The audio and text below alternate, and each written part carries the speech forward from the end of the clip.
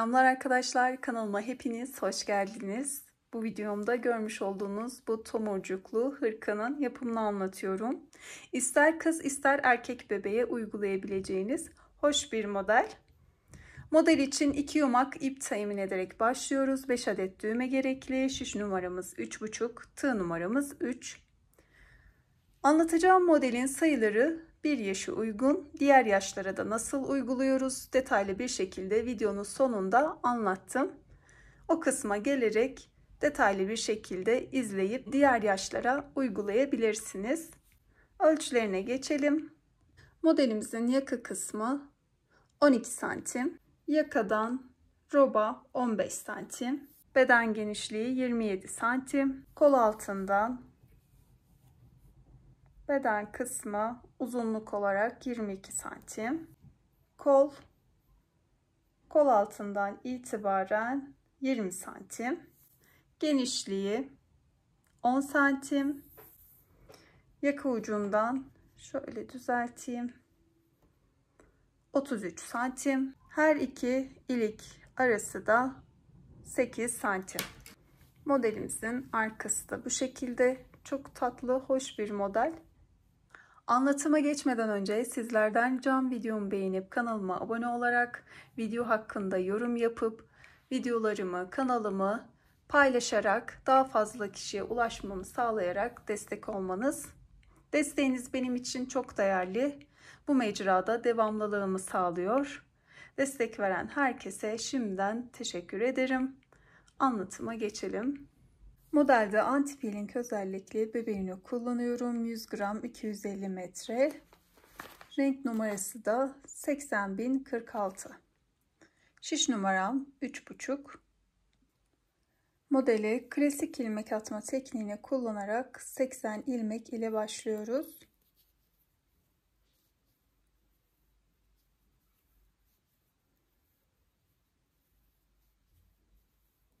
...80 ilmek attım şişime. Tekli lastik örgü kurulumu yapıyoruz yaka için. Şöyle ipimi öne alıyorum. İlk ilmeğimi ters ördüm. Sonrasında her sıra başında ilk ilmeğimizi örmeden alıyor olacağız. Sıradaki ilmeğimi düz örüyorum. Bir ters, bir düz, bir ters, bir düz şeklinde devam edelim.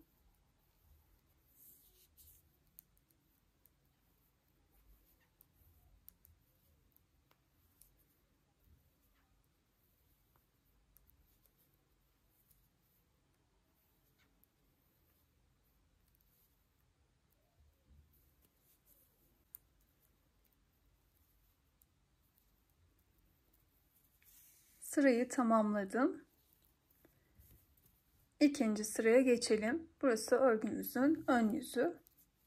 Sıra başında ilk ilmeğimi örmeden aldım. Sıradaki ilmeğim düz. Düz ilmeğimi düz ördüm. Diğeri ters. Ters ilmeğimi de ters örüyorum. Her sırada bu şekilde örülüyor. Düz ilmek düz, ters ilmek ters.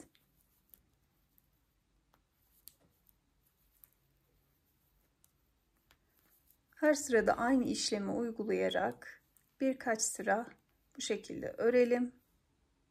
Lastik örgümü 5 sıra ördüm. En son arka yüzü örüp ön yüze geçtim. Öreceğimiz bu sırada tüm ilmeklerimizi bir sıra düz örüyoruz. Yine baştaki ilmeğimi ipimi arkaya atarak şöyle örmeden aldım. Tüm ilmeklerimi düz örüyorum.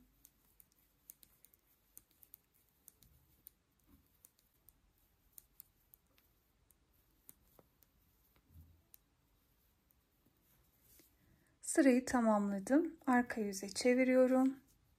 İpimi arkaya atıp ilk ilmeğimi bu şekilde örmeden alıyorum. Arka yüzde de bir sıra düz örüyorum.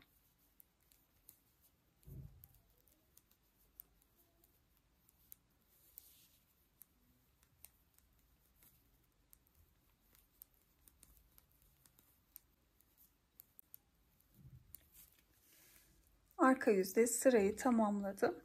Gördüğünüz gibi ön yüzde bir sıra haroşa çizgimiz oluştu. Yaka kısmı bu şekilde tamamlanmış oldu. Örgümüze nasıl devam ediyoruz kısaca anlatmak istiyorum. Öreceğimiz bu sırada her iki uçtaki 6'şar ilmeğimizi düğme bandı olarak haroşa örerek devam edeceğiz. Orta kısımda ayrımlarımızı yapıp ön yüzde düz, arka yüzde ters örerek devam ediyoruz bu kısmı da. Başlayalım. Her zaman düğme bandında ipimizi arkaya atıp ilk ilmeğimizi sıra başında örmeden alıyoruz. Bunu da sayarak 1, 2, 3, 4, 5, 6 ilmeğimi haroşa ördüm. Ben haroşamı düzden örüyorum. Ön yüzde, arka yüzde bu kısmı 6 ilmeği düz örerek haroşamı oluşturacağım. Ön ayrımdaki düz örgü kısmına geçiyorum. 9 düz ilmek örüyorum.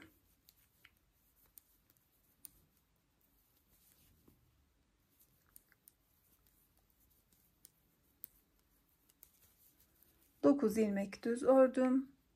Bu şekilde bir gizli artırma yapıyorum. 2 ilmek de artırma kısmım. Bu 2 ilmeğin sağından ve solundan her ön yüzde artırmamı yapıyorum roba için. Tekrar 2 ilmekten sonra artırmamı yaptım. Kol ayrımına geçtim. Kol ayrımı için de 9 ilmek örüyorum.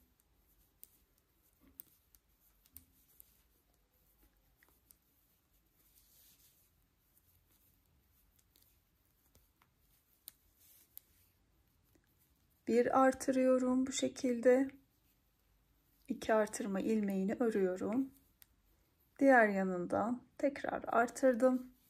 Arka ayrıma geçtim. 24 ilmek örüyorum.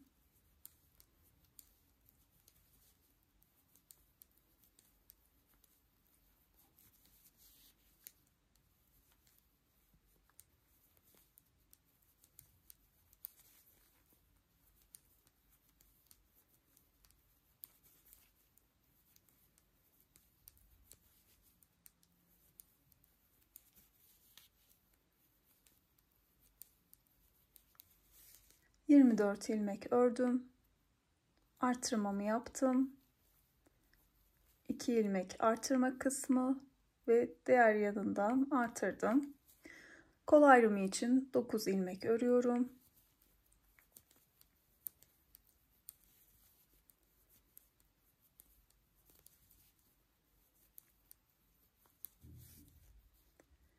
Artırmamı yaptım. 2 artırma ilmeği, tekrar artırmamı yapıyorum. 9 düz ilmek örüyorum ön ayrım için.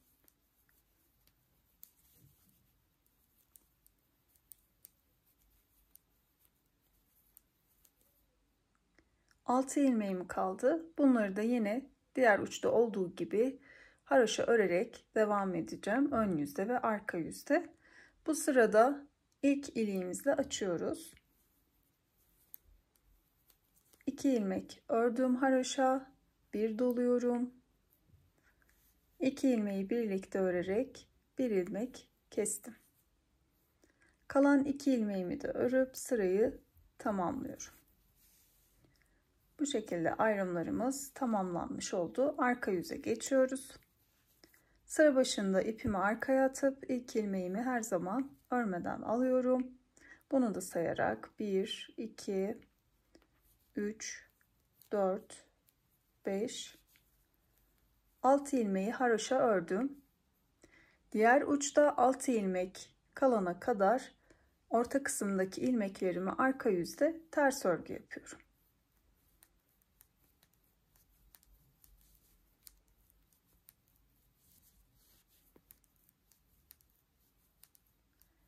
Ön yüzde artırmış olduğum bu ilmekleri de şöyle çapraz bir şekilde şişimi geçiriyorum ve ters örüyorum.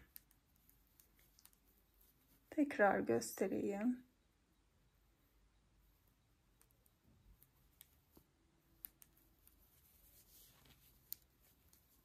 6 ilmek kalana kadar örelim.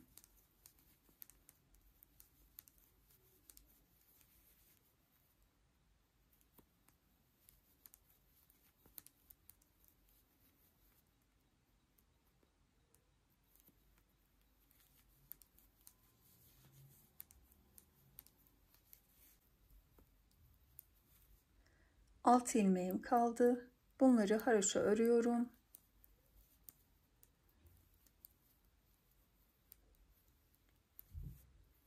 Ön yüze geçiyorum. İpimi arkaya attım ve ilk ilmeğimi örmeden aldım.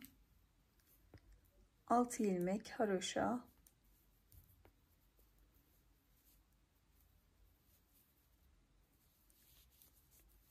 Artırma kısmına kadar 10 ilmek örüyorum. Bir önceki ön yüzde artırmamızı yapmıştık. Her ayrıma ilmekler eklendi. Bu kez 10 ilmek ördüm. Dilerseniz bu kısma işaret takabilirsiniz. Bir kaydırma olmasın, örgümüz bozulmasın. Artırmamı yapıyorum. Şöyle bakın, 2 artırma ilmeğim. Bunları örüyorum. Tekrar artırmamı yaptım. Kol ayrımına geçtim. Kol ayrımında her iki tarafta birer ilmek arttığı için 11 ilmek örüyoruz.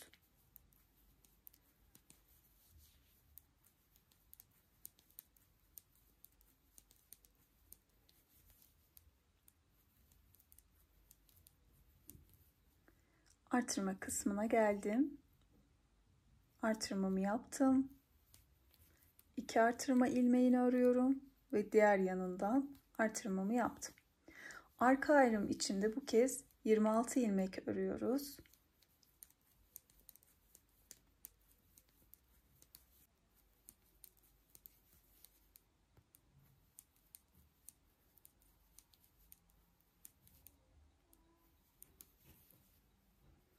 Artırma kısmındayım. Yine artırmamı yapıyorum. 2 artırma ilmeğini ördüm. Tekrar artırmamı yaptım. Kol ayrımındaki 11 ilmeği örüyorum.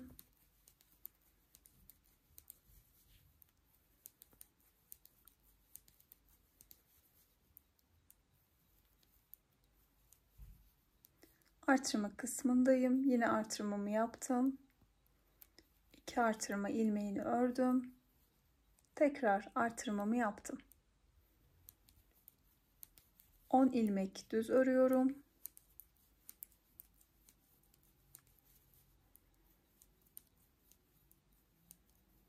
Düğme bandına geldim. 6 ilmeğimi de haroşa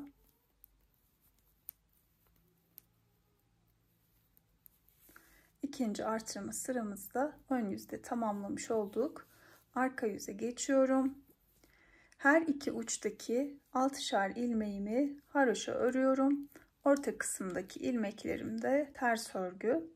6 ilmek haroşamı ördüm. Orta kısımdaki ilmeklerimi ters örgü yapıyorum.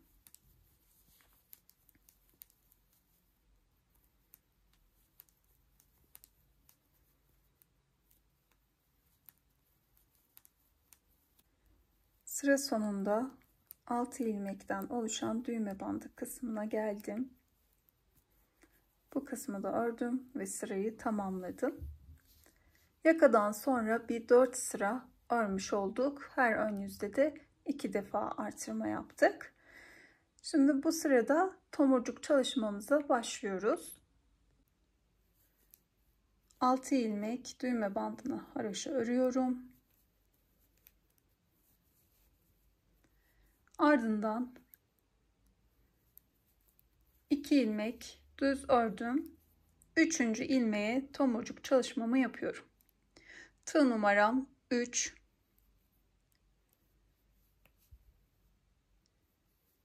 Şöyle buradaki ilmek içerisinden ilmeğimi aldım. Ardından 2 zincir çekiyorum. Bir doladım. Yarım trabzan yapıyorum. 1. ilmeğini tığımda tutuyorum. Tekrar 2 3, 4. 4 tane yarım trabzan yaptım. Hepsini birlikte ördüm. Ardından tığımı arka tarafa aldım.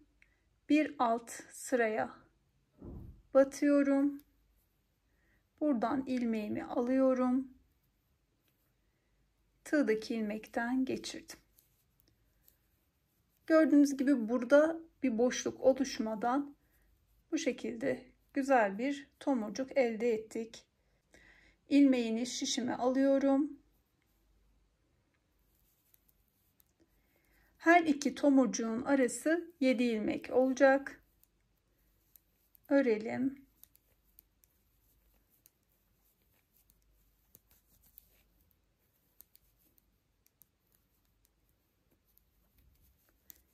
Yedi ilmek ördüm. Artırma kısmına bir ilmeğim kaldı. Buna tomurcuk çalışmamı yapıyorum tekrar. İlmeğimi aldım. 2 zincir çekiyorum. Doladım. 4 tane yarım trabzan yapıyorum. 1 2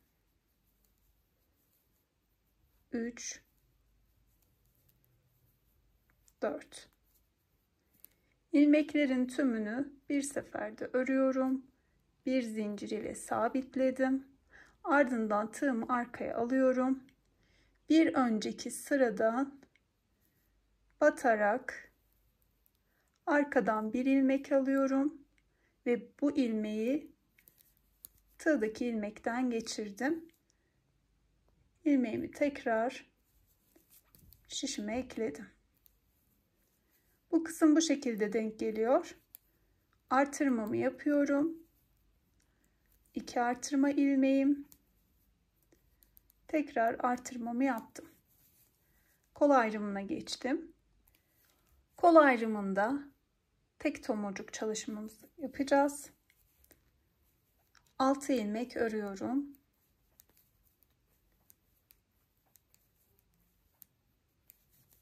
Yedinci ilmeğe tomurcuğumu yapıyorum.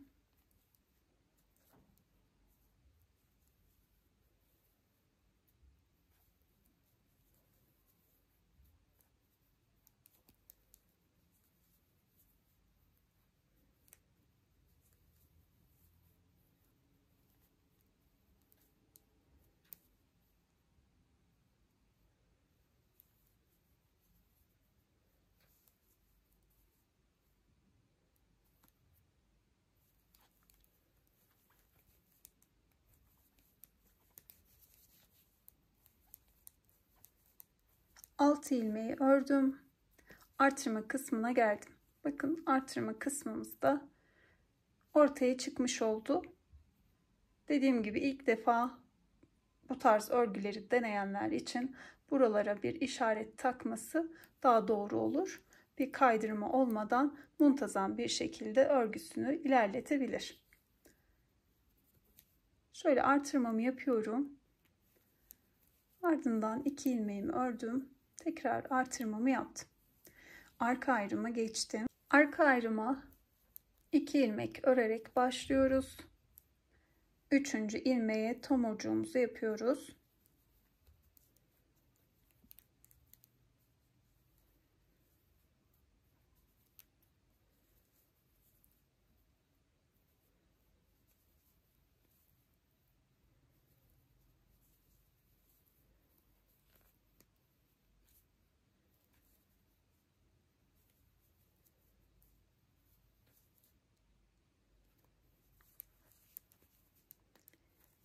Arada 7 ilmek örüyoruz.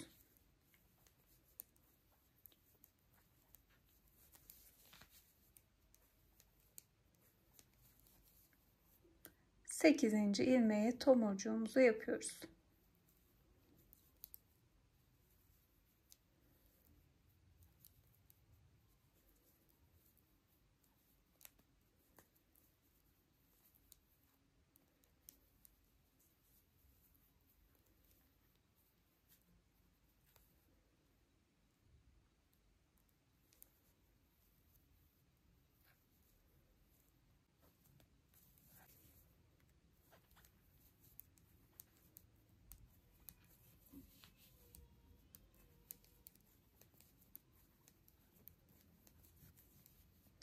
7 ilmek ördüm. Yine 8.'ye tomurcuğumu yapıyorum.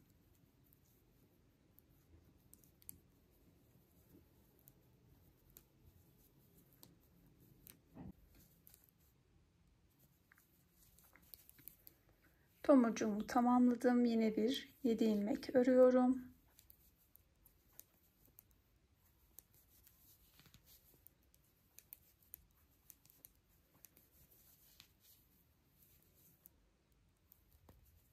Sekizinci ilmeğe tomurcuğumu yapıyorum.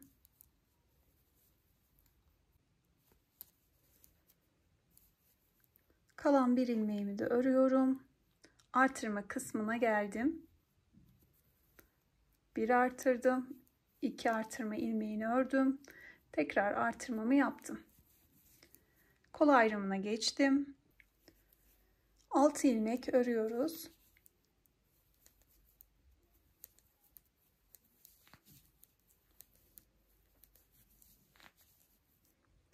Yedinci ilmeğe tomurcuğumuzu çalışıyoruz.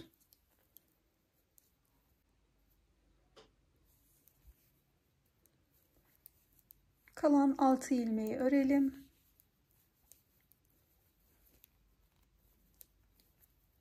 Artırma kısmına geldim. Artırmamı yaptım. 2 artırma ilmeğim. Tekrar artırmamı yaptım.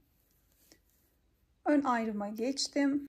Artırma yaptıktan sonra hemen bu ilmeğe tomurcuk çalışmamızı yapıyoruz. Diğer ön kısımda da aynı şekilde hemen artırmadan önce yapmıştık.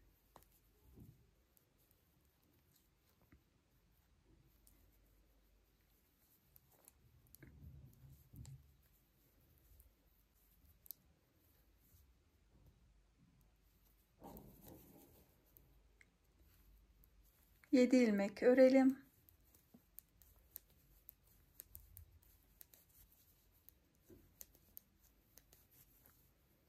Üç ilmeğim kaldı. Tomurcuğumu yapıyorum.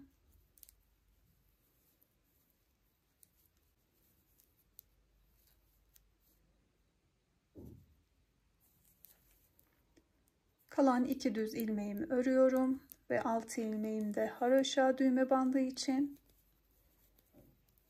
Bunları da örüp sırayı tamamlamış oldum. Arka yüze geçtim. Arka yüz aynı şekilde her iki uçtaki 6'şer ilmeğimiz haroşa, orta kısımdaki ilmeklerimiz de ters örgü. Arka yüzü örüp ön yüze geçelim. Ön yüzdeyim. Modelimize tomurcuktan önceki gibi devam ediyoruz. Her iki uçtaki 6'şer ilmeğimizi haroşa örüyoruz. Her ön yüzde de bu 2 artırma ilmeğinin sağından ve solundan artırarak robamızı büyütüyoruz. Toplamda bir 4 sıra ördükten sonra tomurcuk çalışmamızı kaydırarak tekrarlayacağız. Her ön yüzde artırarak 4 sıra daha ördüm. Şöyle tomurcuktan sonra 1, 2, 3, 4, 5 sıra oldu. Tomurcuk sırasından sonra bir sırada arka yüzü örmüştük. Böylelikle her 5 sırada bir kaydırarak tomurcuk sırasını uygulayabiliriz. İkinci tomurcuk sırasına başlıyoruz. Şöyle 6 ilmek haroşa düğme bandını ördüm. Ardından 1, 2, 3, 4, 5, 6 ilmek ördüm. Her zaman bir önceki tomurcuğu hizalıyoruz. Yanına 3 ilmek örüp 4. ilmeğe tomurcuğumuzu yapıyoruz.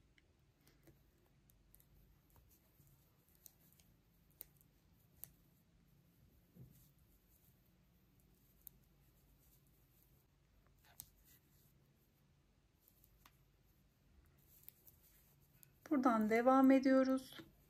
1, 2, 3, 4, 5, 6, 7. 7 ilmekte bir tomurcuğumuzu yapıyorduk. 2 artırma ilmeğim kaldı. Burada denk düşmediği için ilmeğim yok. Direkt artırma kısmına geçiyorum. Artırmamı yaptım. 2 artırma ilmeğini ördüm. Tekrar artırmamı yapıyorum. Şimdi kol ayrımını da şu şekilde ayarlıyoruz. Buradaki tomurcuğun ilmeğini hizaladık. 3 ilmek kenara ayırdık. 4. ilmeğe, yani bu ilmeğe tomurcuğumuzu yapacağız. 2, 4, 5. 5 ilmeğimiz var. Bunları örüyoruz.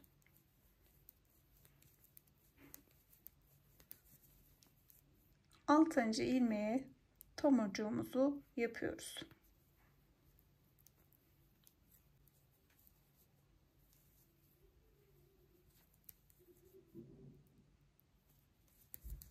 İlmeği şişime aldım. 7 ilmek örüyorum.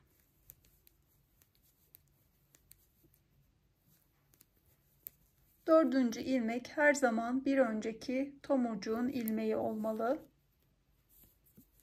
Bunu unutmayalım. 7 ilmek ördüm. 8. ilmeğime tomurcuğu yapıyorum.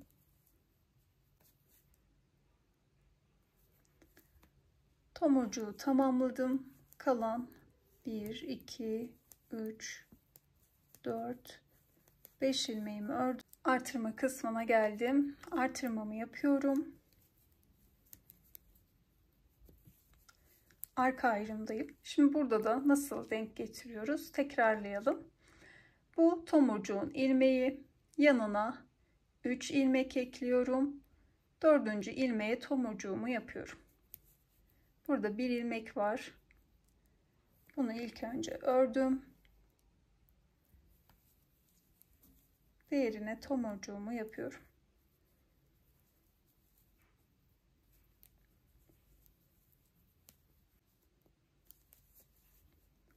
Tomurcuğu tamamladım. 7 ilmek örüyorum.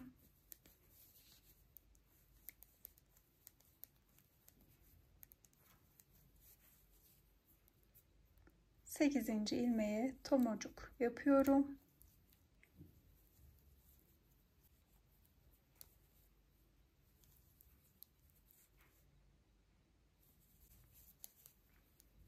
Yedi ilmekte bir tomurcuğu tekrarlayarak devam edelim. Arka ayrımdaki son tomurcuktan sonra 7 ilmek ördüm. Bu kısımda hemen artırmadan önceki ilmeğe denk geliyor tomurcuk. Buna tomurcuğu yapıyorum.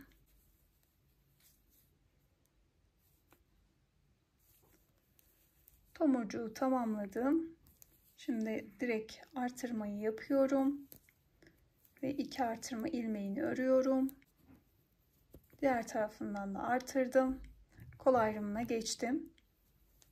1, 2, 3, 4, 5 ilmek ördüm. Şöyle bakıyorum. Bunu hizaladım. 3 ilmek ekledim. Dördüncüye tomurcuğu yapıyorum.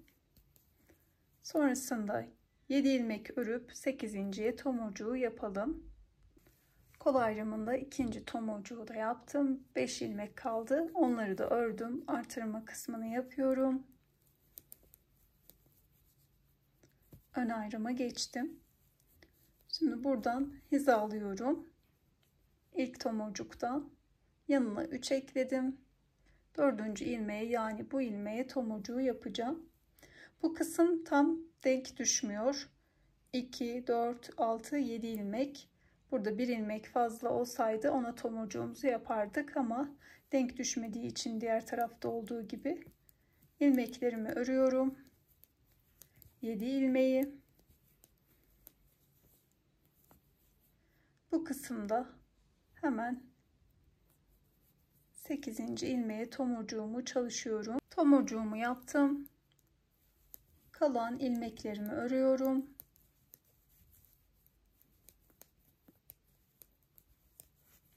Şöyle bakıyorum. 6 ilmeğim kalmış. Bunları da ördüm. Düğme bandını haraşa örüp ikinci tomurcuk sırasında tamamlamış oldum. Şöyle bakalım. Bu şekilde görünüyor. Örgümüzün devamında arka yüzden itibaren sayıyoruz. Yine bir 5 sıra örüp ön yüzde kaydırarak tomurcuğumuzu tekrarlayacağız. 5 sıra ördükten sonra bu kısma geliyoruz. Buradaki gibi ilk tomurcuk sırasındaki gibi başlıyoruz. 2 ilmek ördükten sonra 3.'ye tomurcuğumuzu yapıyoruz. Ardından 7 ilmek, 8.'ye tomurcuk çalışmamızı yapıyoruz. Kol ayrımında da yine bu son yaptığımız tomurcuğu baz alıyoruz. Buradan yanına 3 ilmek ekliyoruz. 4.'ye tomurcuğumuzu çalışıyoruz. Her zaman bu kenardaki tomurcuğu baz alalım. Bu şekilde diğer tarafı da ayarlayalım. Arka ayrımı da yine burada olduğu gibi ayarlıyoruz. Bu tomurcuğu baz alıyoruz. Yanına 4 ilmek, 3'ünü ayırıyoruz. 4.'ye tomurcuğumuzu çalışıyoruz. Bu şekilde robamızı büyütelim arkadaşlar. Burada da 12 haroşa çizgimiz oluşunca ikinci iliğimizi açalım. Devamında da 12 haroşa çizgisinde bir iliklerimizi açmaya devam edelim. Örgümün roba kısmını tamamlamış oldum. Her ön yüzde toplamda 18 defa artırma yaptım. Şöyle birlikte sayalım. Kaç sıra tomurcuk modeli uygulamışım? 1, 2, 3, 4, 5, 6. 6 defada kaydırarak tomurcuk modelini uyguladım. Son tomurcuk sırasından sonra da arka yüzü örüp ön yüze geçtim. Örgümüzün devamında ilk önce kolları öreceğiz, ardından beden kısmına geçiyor olacağız. Örerek artırma kısmına kadar gelelim. Artırma kısmına geldim. Artırma ilmeklerinin birini ön ayrıma ekliyorum, diğerini de kol ayrımına katıyorum. Şimdi bu kısımdan başlayarak örerek devam edelim. Diğer artırma kısmına gelelim. 46 ilmek örerek geldim artırma kısmına. Bu ilmeği de ekliyorum. 47 oldu. Diğer artırma ilmeğini de arka ayrıma bıraktım ve bu kısımdan geri dönüyorum. İlk ilmeğimi yine örmeden aldım. Koldaki ilmeklerimi ters örgü yapıyorum. Ters örerek koldaki 47 ilmeği ördüm. Buradan yine örgümü çeviriyorum. Ön yüzdeyim. Yine aynı şekilde koldaki 47 ilmeğimi düz örüyorum. Çünkü tomurcuk modeli sırasından sonraki 5 sırayı tamamlayacağım. Bu sırayı tamamlayalım. Yine bu kısma geldiğimizde buradan geri dönelim. Arka yüzde örüp ön yüze geldiğimizde tomurcuk sırasını tekrarlayalım. Kol ayrımındaki örgüm tomurcuktan sonra 5 sıraya tamamlandı. Şimdi tomurcuk modelimi uygulamaya başlıyorum. 1, 2, 3, 4, 5, 6, 7 ilmek ördüm. Şöyle bir bakıyorum. Bir önceki bu değil de ondan önceki sıramı baz alıyorum. Bu ilmeğe tomurcuğumu uyguluyorum.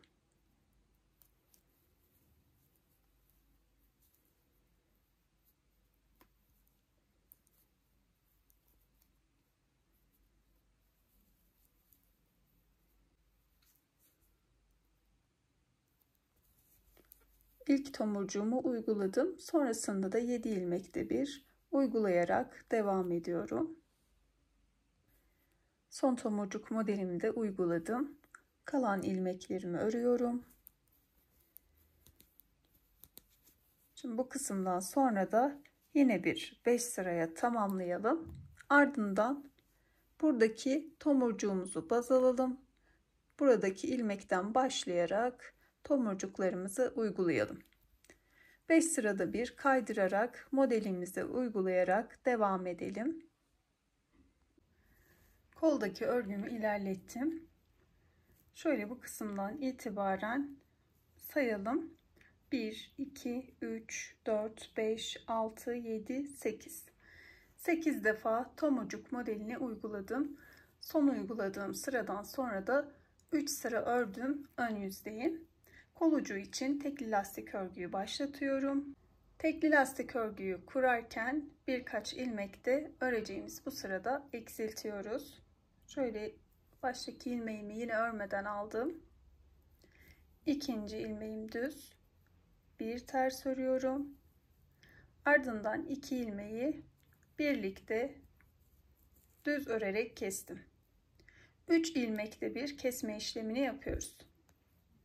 Bir ters, bir düz, bir ters, düz ilmeği örerken bir ilmek kestik. Bir ters, bir düz, bir ters, düz ilmeği örerken bir ilmek kesiyoruz. Bir ters, bir düz, bir ters, düz ilmeği örerken kestik. Bu şekilde devam edelim. Sıranın sonuna geldim. Son olarak bir ilmek daha kestim. Bir ters ve bir düz örerek sırayı tamamladım. Bu kısmın devamında düz ilmeğimizi düz, ters ilmeğimizi ters örerek devam ediyoruz. Her sırada aynı şekilde örülüyor. Birkaç sıra örüp ardından ilmeklerini kapatalım.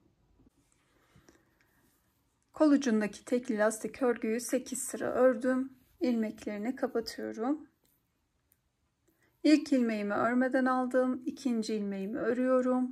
Bir öncekini üzerinden atlatarak ilmeğimi kapatıyorum. Ters ilmeği ters örerek, düz ilmeği düz örerek kapatıyorum. İlmeklerimizi bu şekilde kapatalım. İlmekleri kapattım. Ön yüzden örgümüzü ikiye katlıyoruz. Bu şekilde birleştirmesini yapacağız. Tığ ile birleştirmeyi yapıyorum. Şöyle köşe kısımdan tığımı geçirdim.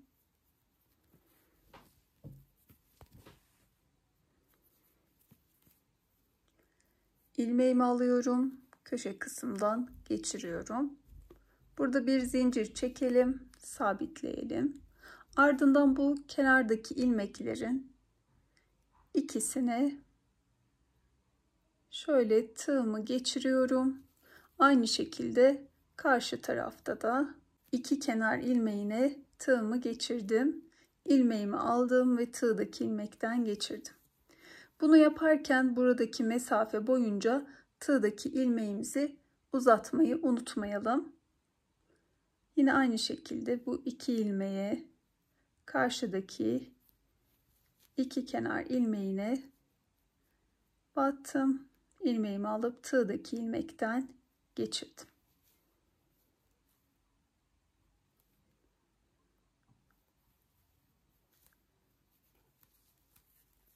Bu şekilde kol altına kadar birleştirmeyi yapalım. Birleştirmeyi tamamladım. Kalan ilmeği de şişime alıyorum. Şöyle bir kolu çevirdim. Bakın birleştirme kısmı da bu şekilde görünüyor. Bu kol tamamlanmış oldu. Şimdi örerek diğer artırma kısmına kadar gelelim. Arka ayrımı örerek artırma kısmına geldim. Buradaki artırma ilmeğinin birini arka ayrıma, diğerini de kola bırakıyorum. Diğer artırma kısmına kadar koldaki ilmekleri örelim. Kol ayrımındaki ilmekleri ördüm. Artırma kısmındayım. Buradaki artırma ilmeğinin birini de kola bıraktım. Diğerini de ön ayrıma. Buradan dönüyorum. Arka yüzü örüyorum. Sadece kol ayrımındaki ilmekleri örelim. Bu kısımdan yine döndüm. Sadece kol ayrımındaki ilmekleri diğer kolda yaptığımız gibi 8 defa kaydırarak tomurcuk modelini uygulayalım. Son tomurcuk modelinden sonra da 3 sıra ördükten sonra tekli lastik örgü kurulumuna başlayalım. 3 ilmekte bir ilmek eksiltelim. Lastik örgüyü de 8 sıra ördükten sonra ilmeklerini kapatıp birleştirmesini yapalım. Diğer kolu da tamamladım. Son olarak da ön ayrımı örüp sırayı tamamlamış oldum. Şimdi arka yüze geçiyoruz. Arka yüzde modelin ayarlamasını yapıyor olacağız. Buradaki tomurcuk modelimizin denk düşmesi için ilmek fazlalığımız veya eksikliğimiz varsa arka yüzdeki sırada bu işlemi tamamlayacağız. Şöyle bir denk düşüyor mu? Ne kadar ilmek fazlalığımız veya eksikliğimiz var? Bakalım. Şöyle bir önceki tomurcuktan hizalıyoruz. 2, 4, 6, 7, 8. ilmeğe tomurcuğumuzu yapıyoruz. 2, 4, 6, 7, 8. ilmeğe tomurcuğumuzu yapıyoruz. Şöyle yine bir önceki tomurcuğu hizaladım. 2, 4 ilmeğimiz var. Demek ki bu kısımda 3 ilmek eksik. Burada 3 ilmek artırıyor olacağız. Şöyle diğer kol altına geliyorum. Yine burada da bakıyoruz. Buradaki tomurcuğu hizaladım. 2, 4, 6, 7, 8. ilmeğe tomurcuk. 2, 4, 6, 7, 8. ilmeğe tomurcuk. Bunu hizaladım. Burada da 4. Her iki tarafta da 3'er ilmeğe ihtiyacımız var. Bunu arka yüzde gizli artırma ile yapacağız. Örerek kol altına doğru gelelim. Kol altına geldim. Bu birleştirme yaptığımız ilmek, her iki yanından birer ilmek var. Şimdi burada artırmamızı yapacağız. Şu şekilde bir gizli artırma yaptım. Bir ilmek ördüm. 2, ikinci ilmeğimi örüyorum ve 3 tane gizli artırma yaparak 3 ilmek artırmış olduk. Diğer kol altına doğru gelelim.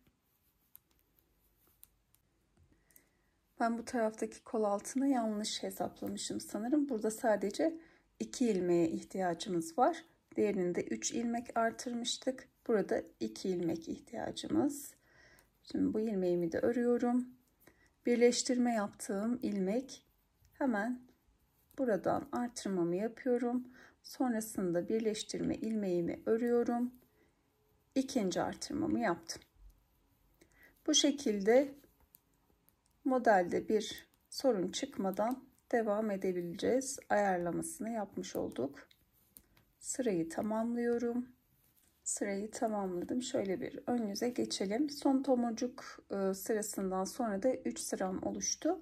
Bir iki sıra daha ördükten sonra modelimi kaydırarak tekrarlayacağım.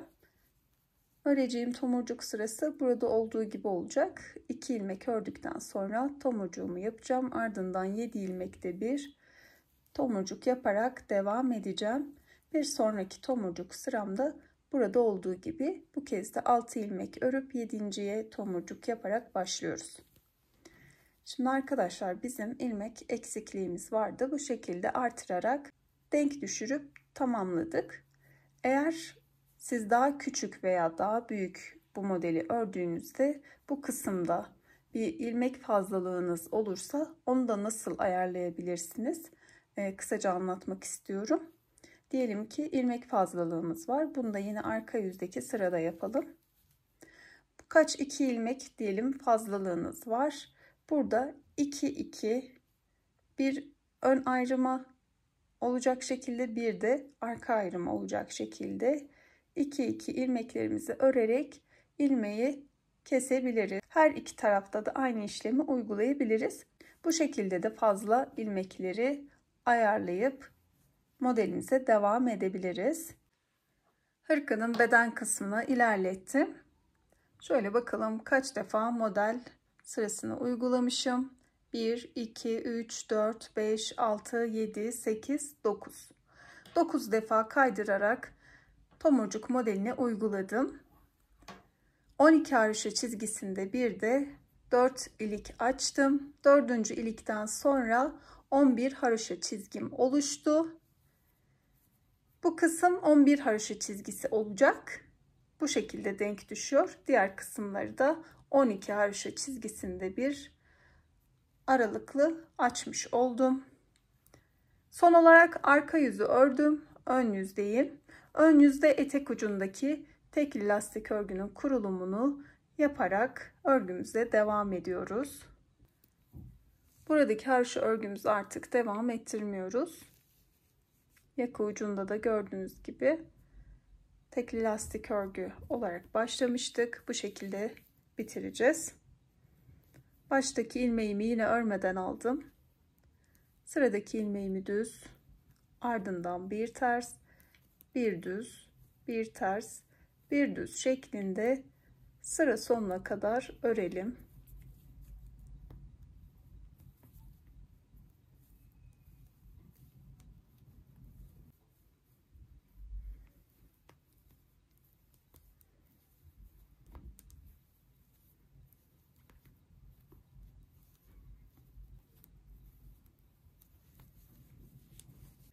Sırayı tamamladım. Arka yüze geçtim. İlk ilmeğimi yine örmeden alıyorum. Sıradaki ilmeğim ters, tersi ters, düzü düz örerek toplamda 8 sıraya tamamlayalım. Bu ikinci sıramız. Kol ucunda yaptığımız gibi 8 sıraya tamamladıktan sonra düz ilmeği düz, ters ilmeği ters örerek ilmeklerimizi kapatalım. Hırkanın beden kısmını da tamamladım. Lastik örgüyü 8 sıra ördükten sonra ön yüzde ilmeklerini kapattım. Düğmelerini ekledim. Toplamda modele 2 yumak ip temlerek başlamıştım. İkinci yumaktan bu kadar arttı. Diğer yaşlara nasıl uygulayabiliriz kısaca anlatmak istiyorum. Başlangıç sayımız 80 ilmek. 80 ilmeği 2 yaşa kadar başlangıç sayısı olarak kullanabiliriz. 18 defa roba artırması yapmıştık. 3 artırma sırası fazla yapalım. Toplamda 21 defa her ön yüzde artırabiliriz. 2 yaş için beden ve kol kısmına 2 model sırası ekledikten sonra lastik örgü kısmına geçip hırkamızı bu şekilde tamamlayabiliriz. 3 ve 4 yaş için başlangıç sayısına ek olarak 6 ilmek ekleyelim. Bu kısmı tamamladıktan sonra da fazla olan 6 ilmeği bir önlere, bir kollara, 2 de arka ayrıma olacak şekilde dağılımını yapalım. Bu kısmı 2 yaş için 21 artırma sırası demiştik. 3 yaş için de yine bir 3 artırma sırası daha ekliyoruz. 24 artırma sırası yaptıktan sonra beden ve kollara geçiyoruz. Kollar için bu kez mevcut sayının üzerine 4 model sırası ekliyoruz ve beden kısmına da aynı şekilde. Sonrasında modelimizi tamamlıyoruz. 4 yaş içinde yine ayrımlarımızı 86 ilmeği yaka kısmı için başlayıp ördük. Dağılımını yaptık. Roba artırmasını 26 defa artırıyoruz. Sonrasında kollar ve beden kısmında da 5 model sırası yaptıktan sonra lastik örgü kısmını tamamlayıp modelimizi bitiriyoruz. Diğer yaşları da kısaca bu şekilde uygulayabiliriz. 4 yaş üzeri çocuklarımızda da ölçü alarak modeli uygulamamız daha doğru olacaktır. Çünkü her çocuğun gelişimi farklı. Tabii ki 4 yaşa kadar da yine farklılık gösterecektir. En doğrusu çocuğumuzun ölçüsünü alarak modeli ilerletmek. Diyelim ki yakadan kol altına kadar ölçüsünü alıp roba artırmasını o şekilde ayarlayabiliriz. Yine beden kısmının genişliğini alıp o şekilde artırma kısmını yine artırarak ayarlayabiliriz roba artırmasını. Sonrasında da beden uzunluğunu, kol uzunluğunun ölçüsünü alarak örgümüzü uzatıp bu şekilde diğer yaşlara da uygulayabiliriz arkadaşlar. 4 yaş için verdiğim sayıdan itibaren de diğer yaşlara her yaş için 6'şer ilmek ekleyerek başlangıç sayısını da ayarlayabilirsiniz. Vakit ayırıp benimle birlikte bu modeli deneyip ördüğünüz için teşekkür ediyorum arkadaşlar. Videomu beğenip kanalıma abone olmayı, video hakkında yorum yapmayı unutmayın lütfen. Diğer mecralarda da paylaşıp önerirseniz de çok mutlu olurum. Bir sonraki videoda görüşene dek sevgiyle kalın.